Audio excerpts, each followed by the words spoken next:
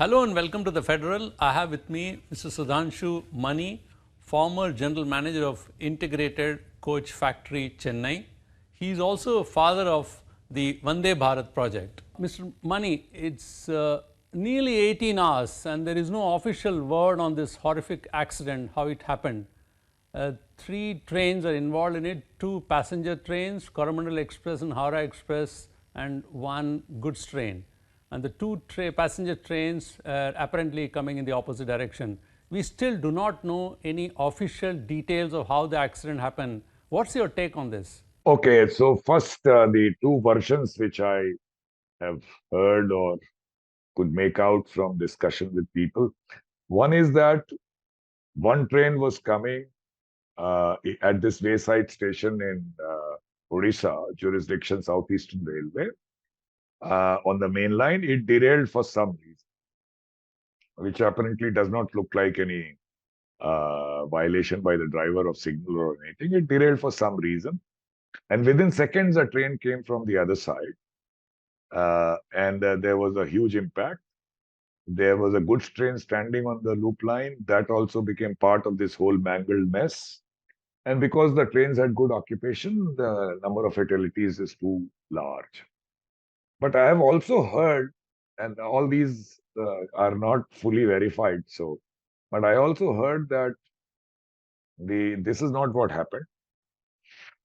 What happened was the Coromandel Express coming in the up direction was to go through main line at the station, but it somehow entered the loop line and collided with a goods train standing there. Obviously, at a high speed, if you do that, then there is a huge impact once again. And these coaches infringed with the other track, on which within seconds the other train came. And there was a whole mess of 12, 14 coaches scattered and mangled and capsized. If it is the first cause, then I don't think there is any fault of signaling on the driver. But it derailed for some reason, so that has to be determined from a matter. It's a matter of inquiry. But if it's the second case, which appears unlikely, but I've heard that, then it's a serious case of interlocking failure. How can a train enter on a line which is already occupied? It's something the safety system does not permit. And if there is for that, many wrongs have to combine, you see. The route should not be set to an occupied line. As soon as the train is standing at a line, that it's not possible to set a route to that line. If that has happened, even then, if it was to go on the main line, it would get a signal, but why would it go over to the loop line? So there are many failures which have to combine together to lead to such a situation. So all this is a matter of inquiry. It's not good to conjecture about it right now. Right, This Mr. is Mani, what I can if I say at this understand you stage. correctly, the Coromandel Express left its main line and went into a loop line where already another train was parked. And This is one of that's the the second versions I've scenario heard. which you're So explaining. And you yeah, are saying if that has really happened, then it's really a very, an issue which need to be yes, that's a probed yes, in deep. that's Yeah. a probably a more serious matter. Of course, the accident is serious with so many people, so many fatalities, whatever be the reason of derailment or interlocking failure, and everything is a serious matter. And till now, I thought it was a case of a train derailing and the unfortunate circumstances of another train coming at a high speed. Uh, so that the other train driver would not have got any time to react. But if it is a case of interlocking failure, as some version says, then it's more serious. Right. So, we are still in the realm of speculation because the details haven't still come out from the government. But still, from your experience, can you throw some light on what could be the probable reasons for the accident? Could it be mechanical, equipment failure, human failure? What is the most probable thing here you think could happen in both scenarios, scenario 1 and scenario 2, which you're drawing? Scenario one looks like a case of derailment, not because of any signal overshooting or any signaling failure, but a train derailing, which could be because of a track defect or a coach defect or even sabotage. Uh, but speculating about that would not be correct.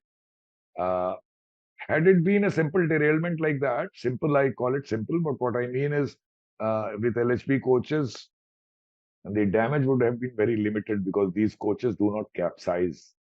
The couplings are so designed. So there would have been some injuries, but not fatalities. But this derailment combined with the circumstance of another train coming at a high speed, with this train infringing the track, made it very, very serious. And especially a train coming at, as I understand, 130 kilometers per hour.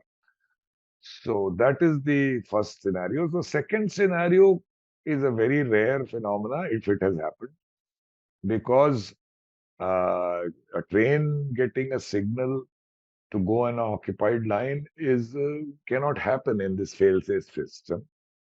Uh, so this some kind of human error in first of all the path route getting set to this line and the driver perhaps overshooting a signal before entering this station.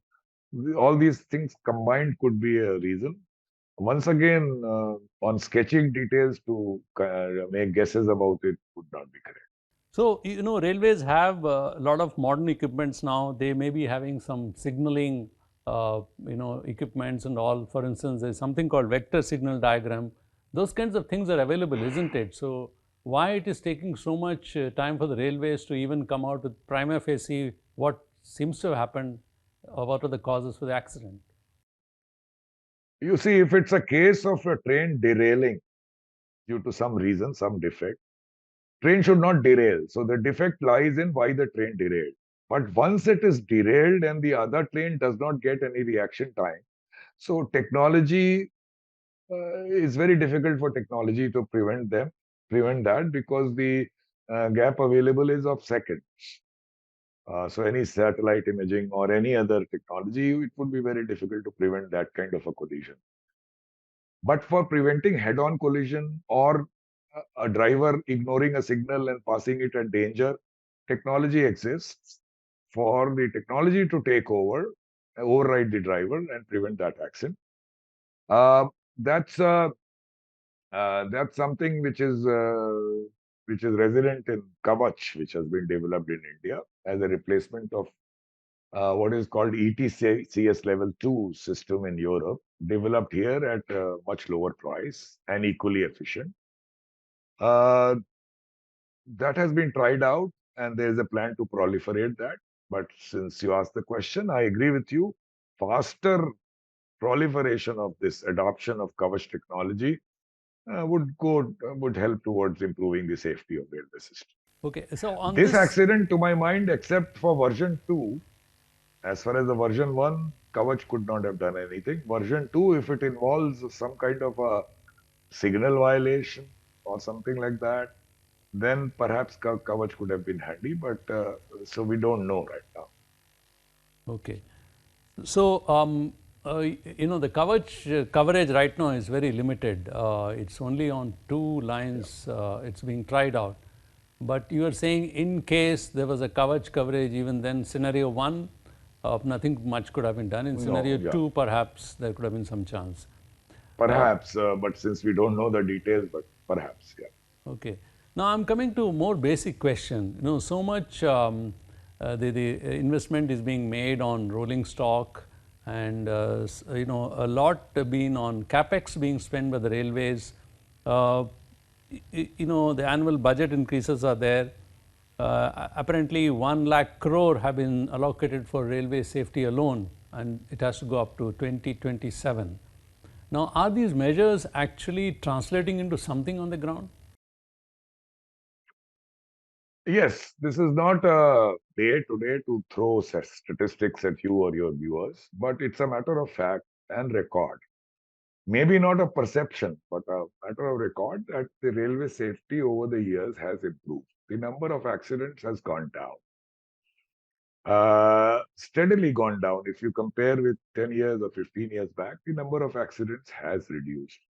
Unfortunately, this one accident alone in terms of fatality is surpassed maybe 10 accidents together. Then the fatality number is very high. The worst after 28 years, as I understand, after that Gazelle failure in NF Railway. So the public perception may be different that railways are unsafe, but fact of the matter is that number of accidents have come down, and this has come down due to certain measures. It's not a matter of luck. You see, 30-40% accident earlier used to be on level crossings with fatalities. Now, unmanned level crossings, unmonitored level crossings. But now the number of unmanned level crossings have been reduced, if at all. I mean, there was a plan to totally eliminate them. I'm not very sure, but it's gone down drastically, either by manning the level crossings or by separating the grade of the track and the road. That has caused the number of accidents to come down. Then there has been a large-scale investment in track maintenance. And it's not a matter of just investment, it's also a matter of allotting maintenance time in spite of busy traffic. That has certainly improved from what it was earlier. Then there are measures like Kavach and maybe more crash worthiness in coaches. These measures have to be undertaken on priority. But by and large, I must say that the number of accidents have come down. This one is very unfortunate. Circumstances combined together to make the fatalities very high. Okay, so I have a very basic questions. There must be a standard operating procedure before a train starts. I mean, those kind of safety procedures must be in place. So we were earlier speaking to some other railway officers, and they probably indicated that these norms perhaps are not being followed very strictly. Is that, can you verify that, or can you say anything about it? That's a very sweeping statement. And railways have very set systems, not from today, pre-independence era. And they are like, biblical truth for railwaymen. I will not make that kind of statement. Violations always take place due to carelessness, human error, and so on. But given the existing system, we're not a very high-speed system. Given our existing system, as you say, protocol, rules, and procedures are well set out, and they are followed religiously by the railwaymen. If it was not done, you would have an accident every day. Imagine we run 23,000 trains every day. It's a huge number, 23,000.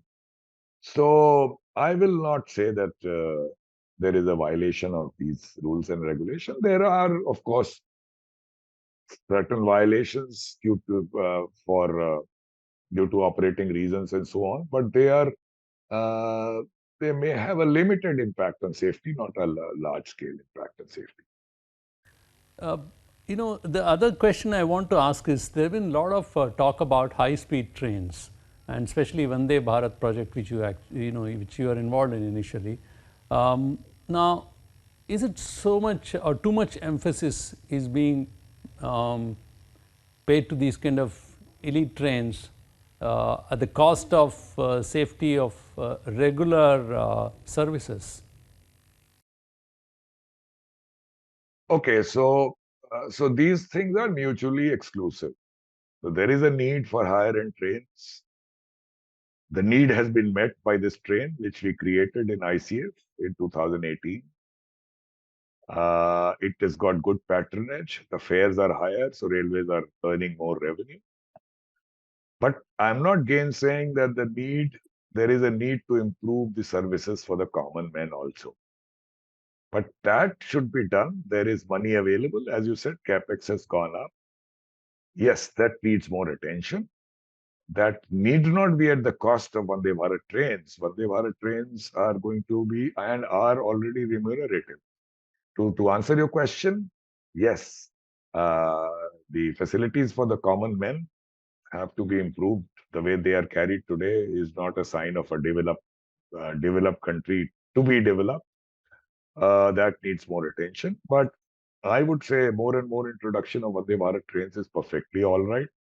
Only drawback is that it is not being exploited to its full potential because the tracks are not there to support that speed. Focus is required in that area also. As far as safety is concerned, it's a separate subject altogether. More and more Vande Bharat trains, if at all, are safer than other trains. It has many safety features which regular trains don't have.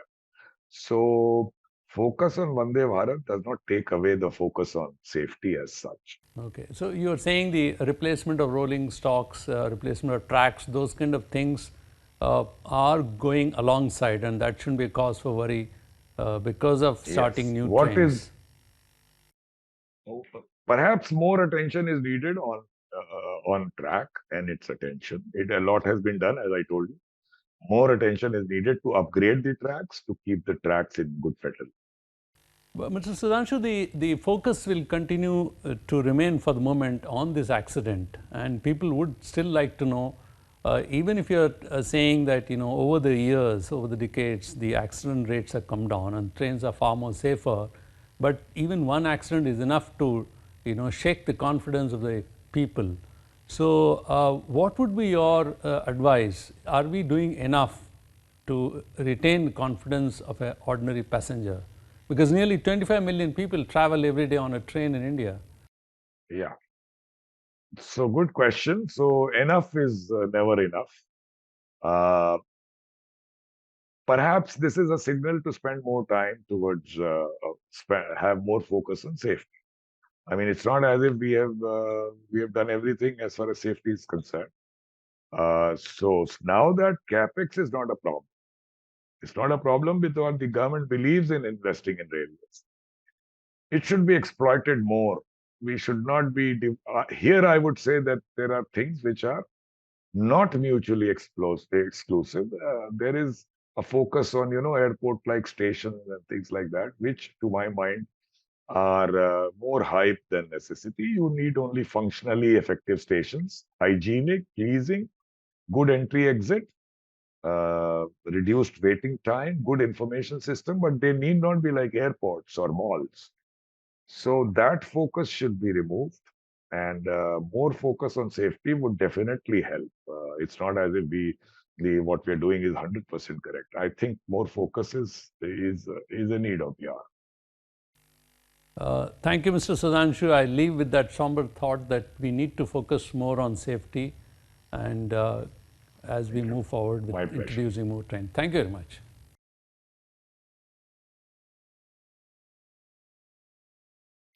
Subscribe to the Federal's YouTube page for more news and updates.